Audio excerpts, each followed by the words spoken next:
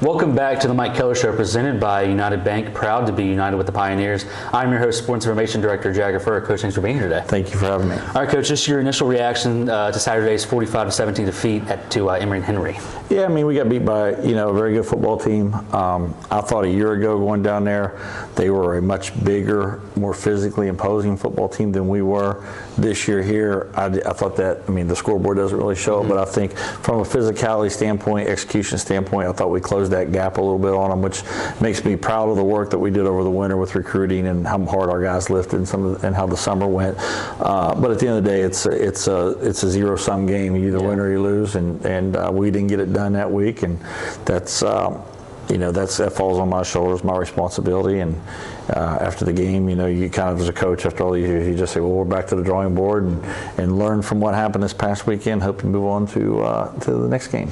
And the defense was able to hold Emory Henry just 118 passing yards, but they were really able to beat you guys down on the ground. It was 300 yards on the ground. What was working so well for them running the ball? Well, they're very big and physical up front. We knew that going in. They're well coached. The back is a kid who a year ago and this year, he's a little bowling ball.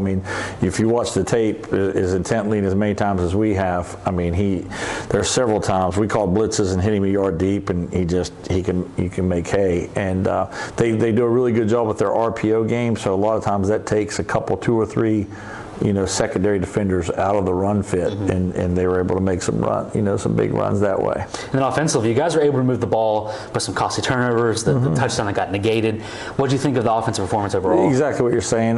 The problem a year ago with them, and you and I talked about this a week ago, was the down and distance, the third and longs. We got we either got sacked or penalties or whatever it was a year ago. And then this year, the first quarter really played true to form to what we had a year ago. We had a little screen out there. It was a 12-yard gain, or 10, I think it was a 9-yard gain.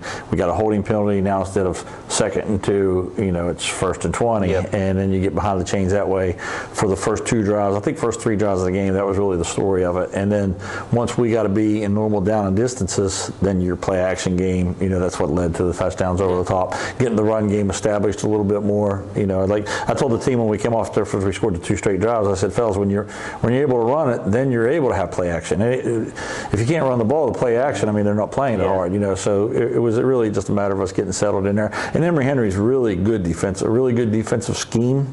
It's well coached. They got a lot of good players, and it's really their offense is the same way. It's coordinated really well with a bunch of good players. And as you said, you just got to move on, to the next week, to the drawing board. Now it's Lock Havens, a team you played last year. When you look at them, what do you see? Well, unfortunately, they've seen us play Emory and Henry. We won't have a chance to see them. So all the tape we've saw is us and them a year ago. I was in the PSAC for 10 years. I got an email from their associate AD on where to go to in the game, and I'm kind of laughing. I guess one of the games where I do know my way. So it's they're a very formidable foe. They're a PSAC team. They were much improved a year ago. Historically, they haven't been a great program, but the last couple of years, they've kind of turned that tide a little bit and won some games and played some other teams really tough. A year ago, they were Shepherd 45-38. Cal came down to the last play. I had IUP beat. Obviously they beat us here, pretty soundly. So this is going to be a very good football team. Big running back, quarterbacks returning, big O-line that gets too deep. They're all 6'3", 6'4", 6'6", 6'6", or 6'5". They're a big offensive line, really big tight end. They'll have playmakers outside. They're well coordinated. With their head coach was the offensive coordinator a year ago. And then defensively, it's a very good scheme. They're always trying to rob the run with an extra player. They get in and out of odd and even fronts. They got a bunch of good players, brought in some transfers. We'll go up there. It's a blackout, 6 o'clock at night. It's going to be a challenge for us. And you mentioned the quarterback. It's Jackson Ostrowski. He was a Harlan Hill Trophy Award finalist, which is the Heisman of Division II football. What does he do for that offense? Yeah, I think he's a coach's kid. Yeah. He very much is a leader of that offense.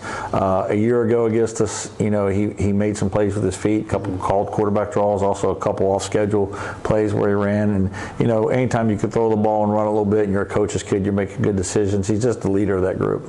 And some new weapons though for him this year. He lost a few receivers, lost a running back, but he has some new receivers, including Concord transfer Jake Roberts. He does have a returning running back, not the main one from last year, and they're also relatively young up front, but like you said, they're pretty big. What's it like for your staff when you're looking at a team that has a healthy mix of returners, but some new guys as well? The biggest thing, we're in the middle of where we're at in week 1 to week 2. Everyone says it's your biggest jump of the year. Should be. And I get why they say it's a coach's cliche, and I get why they say that, but what we really got to do is our team has played a game. They've got to see, okay, this is what a game feels like. We're a little sore from it, and this is what it takes to win a game or sustain it 4 quarters. So that's been our main focus for this week. I mean, schematically, every day in practice I see odds and evens and middle of field open and close coverages and blitz, and every day in practice, our defense gets to see all the multiple formations, all the stuff. So you really feel like schematically you prepare year round for whatever you're going to see. It's just the week of that game you got to focus it in.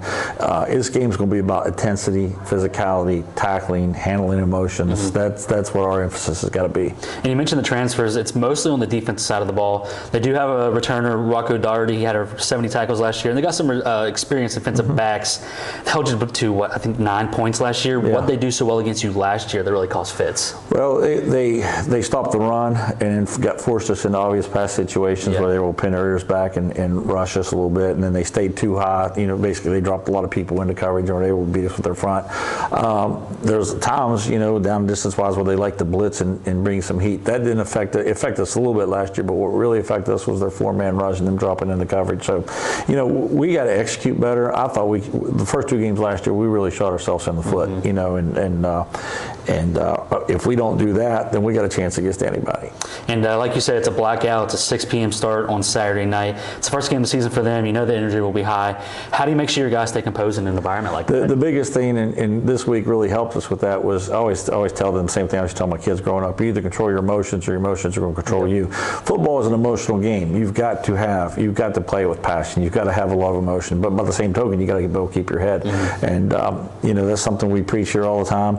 Talking about it's not enough. We got to put our team in. We put our team in as many situations in practice as we can with that same stuff. I've given them a lot to be mad at me about in practice to try to get their emotions going. But there's nothing like games. And the fact that we've played the game, hopefully that goes a long way in them learning for themselves. All right, Coach. The usual, just your keys to victory as you look to get win number 1. Yeah, we're cliche here a little bit, but you got to take care of the football on offense. Defensively, if you stop the run and make a team one-dimensional, even though they got a very good quarterback in the passing game, that helps it a little bit. So that's going to be one of the keys of the game. You stop the run, it hurts their RPO game and makes them a drop-back team, and then that gives you some advantages. Obviously, when they do that, I'll be nervous about it because they're a very good throwing football team.